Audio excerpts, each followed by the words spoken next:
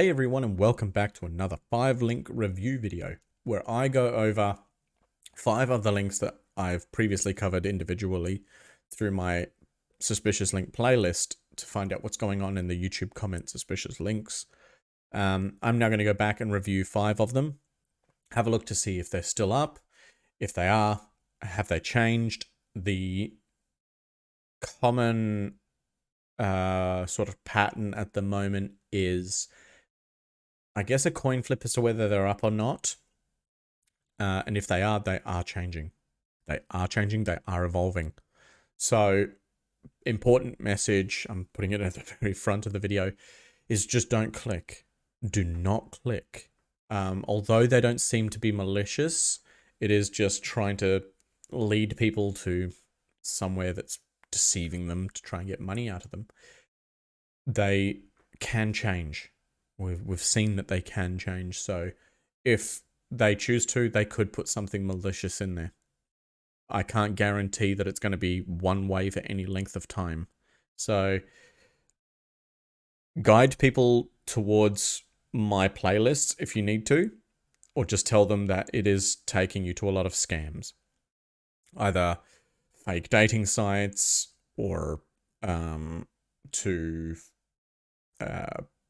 hookup sites, that sort of stuff, disguising themselves as that. But in actual fact, it's just controlled by AIs and they're just after your money and they'll promise you the world. So let them know roughly what's in there and just tell them, look, they can change. 100% they can change. But let's get stuck into the very first one, which is bed.cab. BedCab. Down. Make sure. Bed.cab is down. Thanks. Good. Great. That's what I'm after. Next one. vog.today.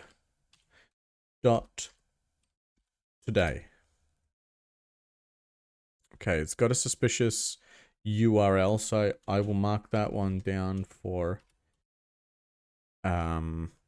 mobile device review.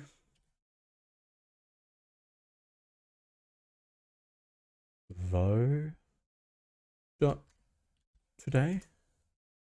voh.today again. Very interesting. Very interesting that they seem to want to go for mobile platforms if this is the case. Uniid, uniid.lol.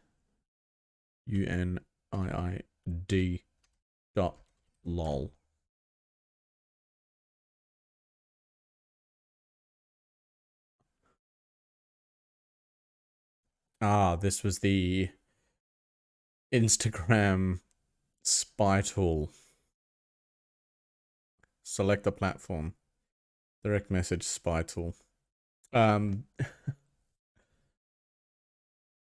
This is fake.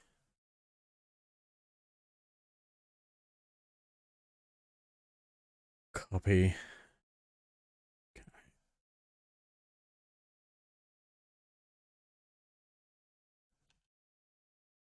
View source. Control find. Control paste. Would you look at that? Damn, a lot of relationships about to end quick though. There's no way. Trying now. Anyone want to trade pics? Drop snap username. Works, holy crap. So all those messages that you're seeing in that website are all being generated by the website. They're not actual people. And there's lots of them. You can see here that the commas, so they're in quotations. So it's effectively either, is it a list? Yeah, you can see the square brackets here. So this is a list. var chat content. So it's a variable. The variable called chat content. It's a list. Each item within that list is separated by a comma, and it can randomly select any of those bits, any of these text strings, and throw it into the chatbot. I'll cover that sort of stuff in my new series where I do an introductory course to Linux, which will move into Bash scripting and Python programming to cycle back to some ethical hacking. But yeah, this sort of stuff is very, very easy to code in, very easy to work with. But yeah, this website, I do not trust it. It's information gathering at an element, and I'm sure it will provide you with some information, but I just probably want to make it very, very clear. Again, hopefully I did it in the last video, but make it very clear that it is illegal to access someone else's account through any of those platforms, even if they give you permission. Even if they say, hey, it is absolutely okay for you to hack my Instagram, Twitter, Facebook, whatever you want. It's illegal for, even if someone says it's okay, because they don't own Facebook. They don't own Snapchat. They don't own Instagram. You need permission from Facebook to hack Facebook, even if it's someone else's account. Even if it's your own account, you need permission from Facebook to hack their platform. And then I'll go over this in great detail in the series that I'll do. But even if Facebook do give you permission, if any of their equipment or platforms aren't owned by them, say they use Amazon AWS or something like that, you need permission from Amazon as well to hack that area. It starts getting quite tedious, which is what makes it difficult for ethical hackers to get results as opposed to being a malicious hacker, because a malicious hacker just doesn't care. They're like, I'll scan whatever I want. I'll access whatever I please. Whereas an ethical hacker gets all the permissions.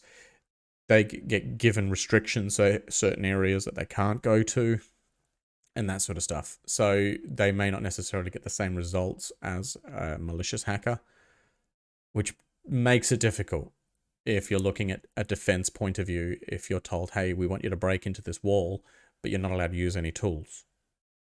Well, it makes it impossible. Whereas a criminal is just going to grab whatever's around. They'll ram the wall, they'll grab a jackhammer, whatever they please, just to get in there. It makes it quite tough, but stay tuned for that series. It's going to be starting soon. But next website, what are we?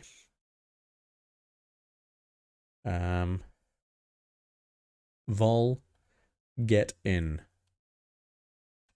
Vol get in. All right, so this was the ads. Excellent. This is just a very poor website trying to direct traffic to certain areas. That's all it is, just traffic redirection based off ads.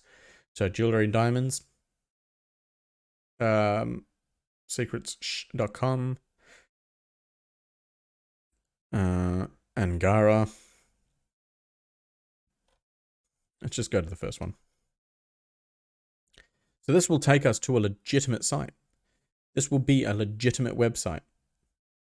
But if this one is based in Australia, I've never heard of it, so they're small jewelers. But you can see there's nothing malicious in this website. The prices in Australia are going to be in Australian dollars, and they're about right. For what you'd expect to pay for certain pieces. I like that one. So that's what these websites are designed to do. It's designed to redirect traffic to a certain spot, and then you start seeing things you like and you go, "Ooh, I kind of like that." And then you look at it and you think, "Well, I mean, it seems pretty legitimate." You do your research, and it flows quite well. It's not boxy and awful. It does actually work. Create an account, all that sort of stuff. So I imagine we could look up secrets.com and it will actually give us the legitimate website. So all this precursor website's trying to do is redirect traffic to that point. So someone accidentally clicks on it, sees a list of stuff, and they go, okay, jewelry.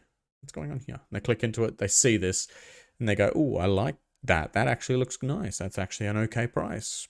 Let's have a look. And they end up purchasing it. The person who's running that ad website gets paid for the traffic redirection. It's not a huge amount, but when you're talking potentially thousands and thousands of people that are going to be redirected through it, the costs can go quite up. You know, it's kind of like getting more followers on Instagram or something like that. You can pay to have followers given to you. I wouldn't recommend it. It's not a good idea. And I'm pretty sure you can do the same thing with YouTube. You can do it with most social platforms where you need to have followers or viewers or subscribers or anything like that. You can pay the services to do that. So person offers those services, you purchase them. It's little work for them, but if they do that for enough people, the costs can work out to be decent enough to live off. So Volget, and that was the last one in this one. That's good. This one was a relatively easy one. That's going to do it for this one. We've covered it all. There is 2 in this one that I need to look at with the Android virtual machine. So keep an eye out for that episode. It looks like I've got 5 now that I need to cover. So I'll get onto that as soon as I can. But until the next episode, stay safe. Peace.